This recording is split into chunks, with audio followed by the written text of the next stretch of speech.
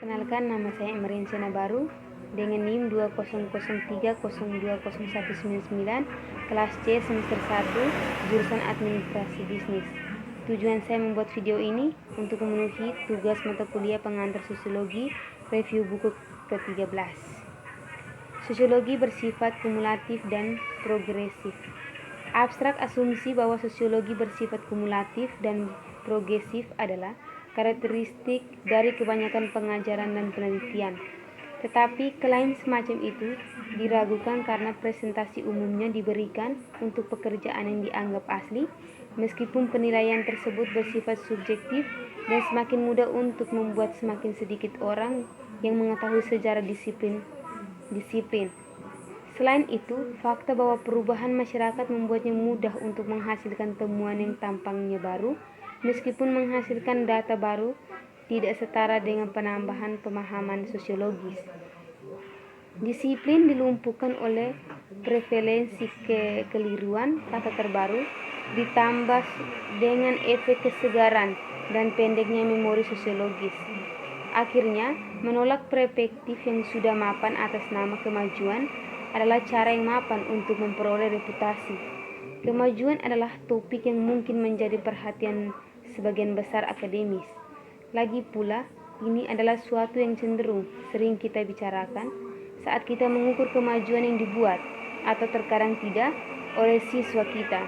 Memang dalam konteks ini cukup diterima begitu saja bahwa semakin akrab seorang siswa dengan literatur dalam disiplin kita dan mampu memahami dan mengevaluasi materi ini secara kritis, maka dia dikatakan maju. Tetapi kemudian saya ingin menyarankan agar kita juga umumnya memikirkan perjalanan intelektual kita sendiri dengan cara yang sama, bahwa sebagai konsekuensi dari studi dan penelitian pemahaman kita sendiri tentang dunia di sekitar kita juga berkembang. Pemahaman kehidupan sosial dan fenomena sosial apakah lebih maju dari generasi sebelumnya? Tetapi jika itu masalahnya dan sangat sulit untuk menunjukkan bahwa kemajuan disipliner telah dicapai, mengapa begitu banyak dari kita cenderung berasumsi atau setidaknya bertindak seolah-olah kita berasumsi bahwa ini semua terjadi? Mungkinkah kita adalah korban ilusi? Setidaknya ada satu alasan bagus mengapa hal ini mungkin terjadi. Dari ini berkaitan dengan hal baru. Jika kita bertanya pada diri sendiri mengapa beberapa artikel dan buku dikutip secara luas, sementara yang lainnya tidak, atau memang mengapa beberapa akademis diterbitkan dan yang lainnya tidak, atau memang mengapa beberapa sosiologi diberikan penghargaan dan penghargaan sementara yang tidak, kami cenderung menemukan bahwa jawaban biasanya dibingkai dalam bahas umum yang menekankan kebaruan atau orisinalitas. Memang ini adalah jawaban yang umumnya ditemukan dalam pembenaran untuk penghargaan ini, karena juga untuk keputusan tentang publikasi. Berkali-kali kata-kata ini muncul dan di satu sisi tampaknya nalar cukup mampu. Lagi pula tidak ada yang akan dipuji karena mengulangi rumus lama yang sama atau menyajikan interpretasi penjelasan untuk catatan lama yang sama. Yang pertama adalah tingkat subjektivitas yang jelas yang mendasari penilaian semacam ini, seperti yang diamati oleh Karen Kerulo 2016. Artikel yang telah dilihat seiring berjalannya waktu memiliki karakteristik penting ini bisa dikatakan klasik, sering tidak terlihat dalam cahaya itu saat pertama kali disajikan untuk publikasi, atau setidaknya tidak ada mayoritas wasit. Apa yang disarankan ini adalah bahwa banyak artikel yang benar-benar inovatif mungkin tidak akan pernah diterbitkan. Demikian pula, ini adalah penilaian mungkin akan dibatalkan di masa depan ketika informasi dan data baru muncul. Ini tentu membawa saya pada alasan kedua untuk kegelisahan. Ini adalah sejauh mana pengamatan argumen, metodologi atau perspektif teoritis dinilai baru oleh inovatif sangat tergantung pada sejauh mana mereka yang membuat penilaian ini mengenal sejarah disiplin ilmu sebelumnya. Lagi pula, semakin sedikit orang yang mengetahui tentang masa lalu, semakin mudah untuk melihat argumen atau ide-ide sebagai sesuatu yang baru dan inovatif ketika ini bukan masalahnya. Ini adalah poin yang ditemukan oleh Herbert Gans yang mengamati bahwa melupakan masa lalu berfungsi untuk meningkatkan atau secara artifisial untuk memastikan jumlah temuan asli dan karenanya tentu saja jumlah artikel dan buku yang dapat diproduksi 1992. Namun fakta bahwa sosiologi menderita amnesia koleksi semacam ini sudah mapan. Terkadang seseorang benar-benar dapat menemukan kembali roda tersebut, namun seringkali roda baru terlihat sangat mirip dengan roda yang lama. Apa yang mengkhawatirkan dalam hal ini adalah sejauh mana kurikulum dari sebagian besar gelar sarjana dan pasca sarjana menghilangkan diskusi rinci tentang sejarah disiplin. Bisa dipastikan akan ada beberapa diskusi tentang tahap-tahap awalnya dengan fokus khusus pada mereka yang dianggap sebagai para pendiri. Sementara perkembangan teknik terkini mungkin juga akan muncul dalam kurikulum. Namun, mungkin dan kesengajaan besar diantaranya puluhan tahun aktivitas sosiologis yang tepat terra incognita bagi generasi sosial kontemporer. Faktanya, kemungkinan adalah sering berjalannya waktu, setiap generasi sosiologi akan mengetahui lebih sedikit tentang sejarah disiplin ilmu daripada pendahulunya karena jumlah yang harus dipelajari bertambah sementara ukuran kurikulum tetap kurang lebih sama. Selain itu, kekhawatiran saat ini akan cenderung menentukan periode mana di masa lalu jika ada yang dianggap relevan dengan pemahaman tentang masa kini. Apakah ketidakpedulian terhadap sejarah disiplin ini benar-benar tidak disengaja, produk sampingan yang tidak menguntungkan? Untuk menghindari menghadapi sejarah kotak-kotak disiplin, awal yang salah, perubahan dan belakang perspektif teoritis masa depan, ini tentu saja memberi kesempatan bagi calon sosiologi muda jika mereka ingin memanfaatkan yang perlu mereka lakukan, jika mereka ingin membuat reputasi untuk diri mereka sendiri, adalah menjelajahi jurnal 15 atau 20 tahun yang lalu dengan tujuan untuk mengambil apa yang tampang seperti pendekatan, argumen atau konsep yang menarik dan kemudian mendaur ulangnya untuk penggunaan kontemporer. Tetapi kemudian sifat pokok dari disiplin tersebut berarti bahwa hal itu juga cenderung mengarah pada penekanan pada novel, mengingat bahwa proses perubahan sosial dan budaya yang sedang berlangsung, belum lagi perubahan teknologi, tentu saja menghasilkan sosiologi disajikan dengan berbagai objek baru yang efektif tak berunjuk untuk dipelajari. Oleh karena itu, apa yang secara luas dinilai sebagai wawasan baru diperoleh melalui proses sederhana mempelajari fenomena baru. Sayangnya, mengetahui sesuatu yang tidak diketahui sebelumnya tidak merupakan kemajuan dan pemahaman kecuali pengetahuan ini berkaitan dengan satu atau lebih masalah inti yang sedang berlangsung dalam disiplin ilmu.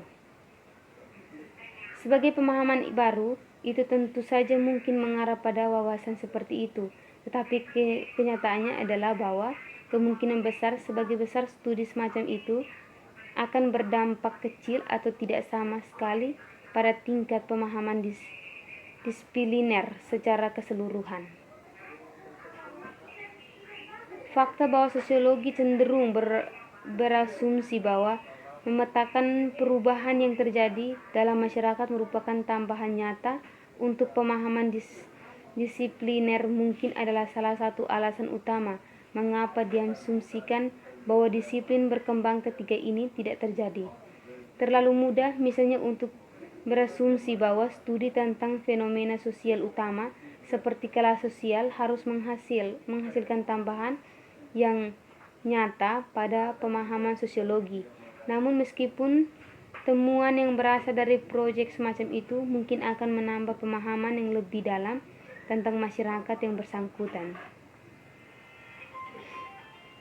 Tetapi kemudian, seseorang juga dapat menambahkan bentuk-bentuk baru yang tergantung pada ruang yang bergantung pada waktu di mana data dikumpulkan untuk daerah yang berbeda, atau dari kelompok sosial ekonomi yang berbeda, atau yang baru dengan cara yang tergantung pada metode atau tergantung pada analisis. Faktanya, bahkan jika dua penelitian mempelajari fenomena yang persis sama dalam periode waktu yang sama dengan menggunakan metodologi yang sama, kemungkinan besar akan ada perbedaan dalam kesimpulan yang diambil, sehingga memberikan masing-masing elemen kebaruan hanya dengan menjadi berbeda satu sama lain. Karena alasan inilah, seperti yang dicatat oleh James A. Davis, tidak seperti ilmu alam, tidak ada konflik atau prioritas dalam sosiologi. Mengingat bahwa tidak ada dua sosiologi yang pernah mempelajari hal yang sama begitu sedikit tesis yang dibingkai sedemikian rupa sehingga ada kemungkinan hasil ini terjadi. Kecenderungan untuk salah mengira kebaruan palsu untuk kemajuan sejati dalam pemahaman dibantu oleh asumsi bahwa perubahan masyarakat membuat studi dan analisis yang lebih tua tidak relevan. Artinya kecenderungan para sosiologi untuk mengembalikan penelitian masa lalu semata-mata karena dilakukan pada masyarakat masa lalu. Asumsi adalah karena masyarakat tempat penelitian dilakukan tidak ada lagi, maka penelitian itu sendiri juga pasti ketinggalan zaman. Kecenderungan ini, seperti yang diamati oleh John Stott, telah membuat beberapa sosiologi menyimpulkan bahwa para pendiri disiplin tidak dapat diharapkan untuk memberi kita penjelasan tentang kondisi sosial baru dan akibat melanjutkan dan secara keliru menyimpulkan bahwa para pendiri telah tidak ada yang berkontribusi pada pemahaman sosiologi.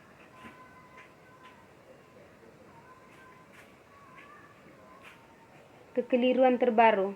Mitos evolusi sosiologi adalah asumsi bahwa penelitian sosiologi selalu meningkatkan, dan oleh karena itu penelitian masa lalu secara metodologis dan teoritis kurang canggih daripada penelitian yang lebih baru. Mitos ini jelas tetap ada meskipun secara komprehensif dibantah oleh tidak kurang seseorang daripada Robert Merton pada 1980-an. Merunjuknya dalam bentuk kekeliruan dan kata terbaru, ia mengembangkan asumsi kemajuan yang tak terhindarkan dan tak linear dalam pengetahuan. Salah satu konsekuensi yang menyedihkan dari keyakinan akan kata terbaru ini adalah bahwa hal itu dapat dengan mudah menyebabkan mahakarya masa lalu terbaikannya. Karena seperti yang dikatakan Andre Abbott, berapa banyak siswa imigrasi yang telah membara, yang mana sebagai salah satu karya klasik sosiologi pertama kali diterbitkan pada tahun 1918. Ia kemudian menjawab pertanyaan sendiri dengan menyatakan bahwa jawabannya adalah tidak banyak, dengan menambahkan, tetapi itu karena kepercayaan pada penumpukan memungkinkan mereka berasumsi bahwa semua bagian penting dari karya besar Thomas dan Snaniek telah diawetkan dengan penyaringan kritik dan akumulasi yang cermat. Namun seperti yang disiratkannya, jauh dari pasti bahwa ini masalahnya. Ada sejumlah faktor kelembagaan yang cenderung memperkuat kecenderungan ini untuk memberikan kesan bahwa terbaru adalah yang terbaik, meskipun hal ini tidak diakui secara eksplisit.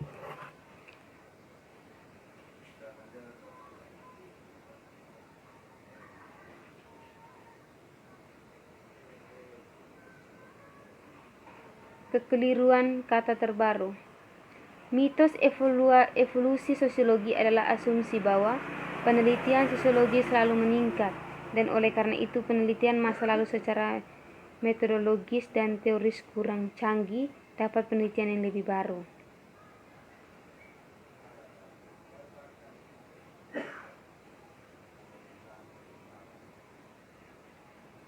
Sosiologi juga cenderung menerima kebenaran dari pendapat bahwa terbaru adalah yang terbaik, hanya karena cara mereka memandang karir mereka sendiri, mengingat bahwa kita secara aktif terlibat dalam penelitian dan publikasi. Kemungkinan kita ingin percaya bahwa pekerjaan kita sendiri dilihat secara kronologis, mengalami penurunan kualitas, dan bahkan jika kita tidak benar-benar percaya bahwa pekerjaan kita yang lebih baru memiliki kualitas yang lebih baik atau lebih penting daripada pekerjaan kita sebelumnya.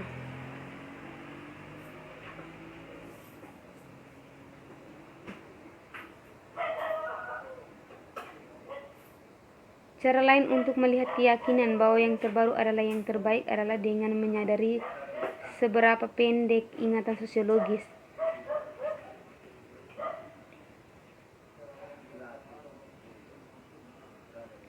Dalam kedua kasus, penolakan generasi terhadap apa yang datang sebelumnya mengingatkan kutipan terkenal David Seaman tentang perbedaan ilmu alam dan sosial, yaitu dalam ilmu alam kami diberitahu setiap generasi berikutnya berdiri di pundak dari mereka yang telah pergi sebelumnya, sedangkan dalam ilmu sosial setiap generasi menginjak wajah pendahuluan.